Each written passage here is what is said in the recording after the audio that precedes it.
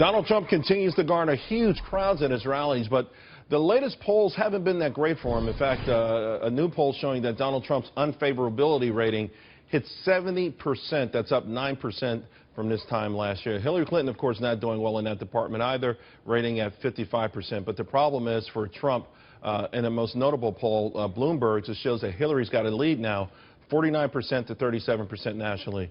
Of course, we're a long way from November. These polls change frequently. It wasn't that long ago Donald Trump had surged to the top of the poll. Joining me now to discuss, Jeff DeWit, Ford O'Connell, Adam Goodman, and Dave Morey. Jeff, let me ask you about this, because this is, I don't look at individual polls per se, but I do look at trends. This is the fourth poll in a row, this Bloomberg poll, where Donald Trump was under 40%. Hillary's not necessarily gaining. He just seems to be sliding. Well, I'm the first elected official in the country to support Donald Trump. I've been on before the campaign even started. If you knew how many times we've heard doom and gloom in poll numbers that said he wouldn't get past August, then wouldn't get past September and October.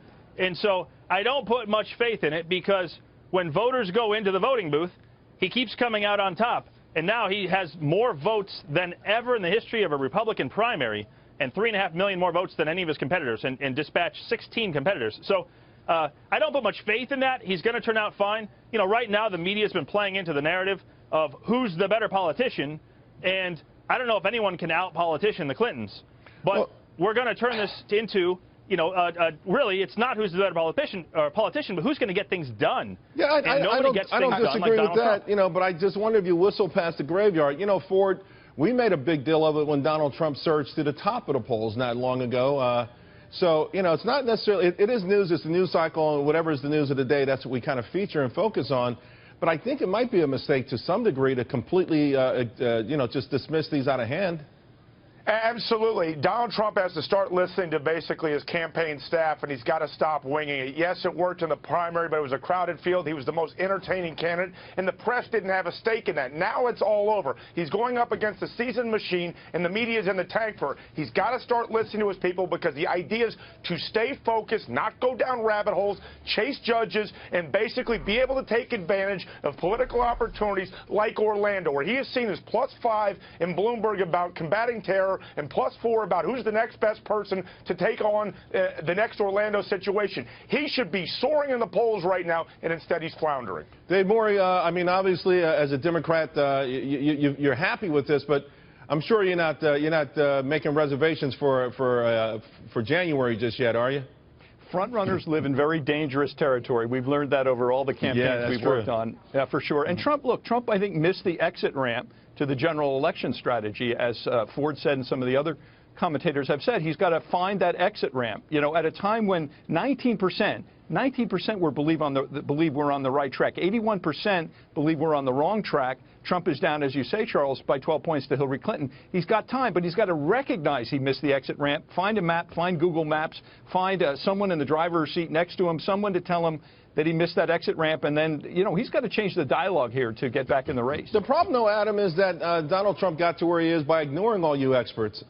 So, I mean, listen, Jeff made the point. He set records. He set the country on fire. Now, admittedly, that was a Republican GOP primary. He's reaching out to independents. He's reaching out to some Democrats. So the game changes a little bit. The terrain changes a little bit.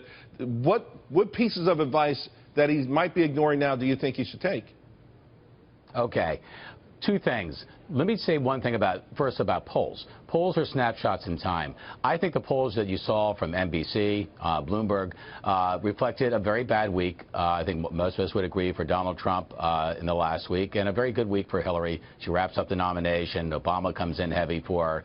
Good for her. Tough for Donald. Numbers reflecting that. In the Reuters poll, in the tracking poll over the last 3 nights, unfortunately, since that tragedy in Orlando and the aftermath of that tragedy, Trump's picked up. He's actually picked up close to 5 points.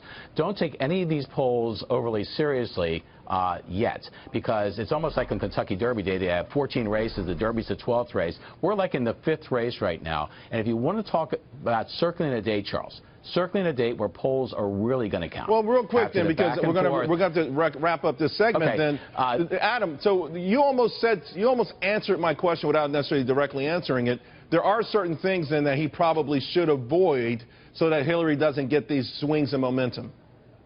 He is a new candidate on the national trail in a very big national fishbowl right now, Charles, and I think he's learning every day. There'll be tactical adjustments made, but if he loses that magic, that's the spontaneity of Donald Trump, he may lose more than a couple points in the polls. Yeah, I thought they overhandled Sarah Palin and some of the others in the past, so you're right. It's a delicate balancing act. Donald's got to be Donald, and occasionally maybe just don't make the same mistakes twice. Thanks a lot, guys. Appreciate it. Right.